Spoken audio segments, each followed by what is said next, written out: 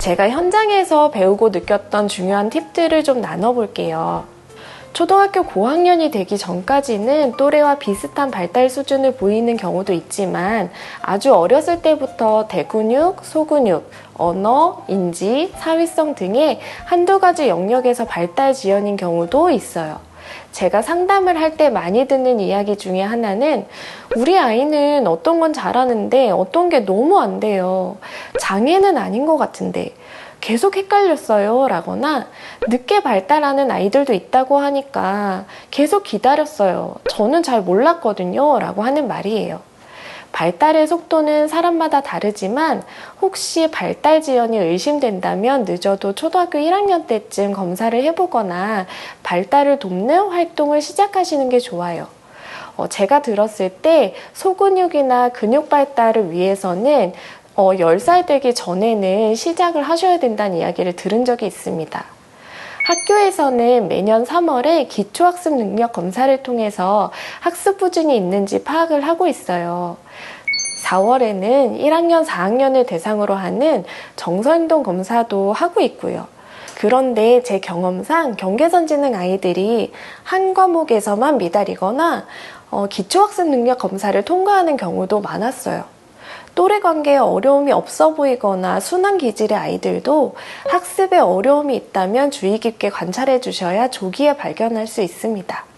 저는 보호자도 청소년도 경계선지능임을 수용하는 것은 중요하다고 생각해요. 일반적인 사람들도 자신의 장단점에 대해서 이해하고 있는 것처럼요. 자신에 대해서 잘 아는 것은 다중지능 이론에서 자기 이해지능이나 메타인지로 설명하기도 합니다. 청소년이 자라오면서 어렵거나 불편한 점이 분명히 있었을 거고 스스로 장애인이 아니라는 것 정도는 충분히 알고 있을 거예요. 어려운 점은 청소년과 허심탄회하게 이야기할 수 있는가라는 부분인 것 같아요. 그런데 우리가 말하고 싶은 건요, 경계선지능이라는 낙인이 아니라 그럼에도 불구하고 우리가 사회에 잘 적응해서 살아갈 수 있다는 가능성이잖아요. 솔직하게 진심으로 전하면 어렵지 않습니다. 경계선지능 청소년은 여러 가지 영역에서 어려움을 겪기 시작하는 시기면서 문제의 심각성이 커지는 경우가 많아서 다양한 전문가의 도움이 필요합니다. 제가 만났던 경계선지능 청소년 중에 한 아이가 초등학교 때까지는 학교에 결석 없이 잘 가는 게 장점이었는데 중학생이 되면서 점차 결석이 많아져서 유급이 될 뻔한 적이 있어요. 상담을 할 때는 담임선생님도 너무 좋고 학교도 너무 좋다고 했는데 결국은 알아보니까 친구가 없어서 학교 적응이 어려웠더라고요. ADHD나 틱을 진단받아서 약물 치료를 계속 하긴 했지만 충동 조절이 잘 되지 않아서 가족 갈등도 큰 상태였고요.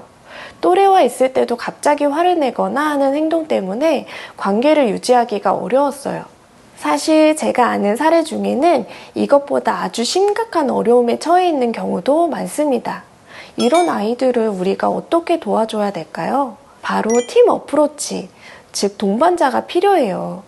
교사나 상담사, 사회복지사, 보호자, 어떤 경우에는 의사까지도 함께 해결 방법을 의논해가면서 청소년이 적응을 잘할 수 있도록 돕는 과정이 필요합니다. 학교에서는 학생 맞춤 통합 지원이라고 부르기도 하고요.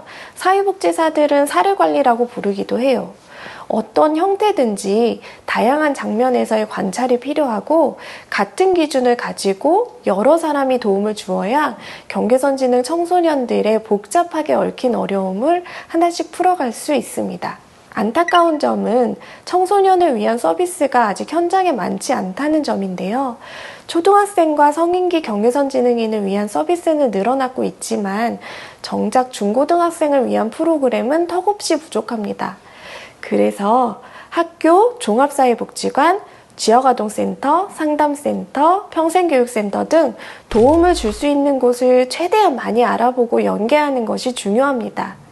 일시적인 개입에 그치지 않고 생애 주기를 따라가면서 어려움은 없는지 살펴봐 준다면 경계선지능 청소년들이 사회에 적응하는 데 큰 도움이 될 거예요.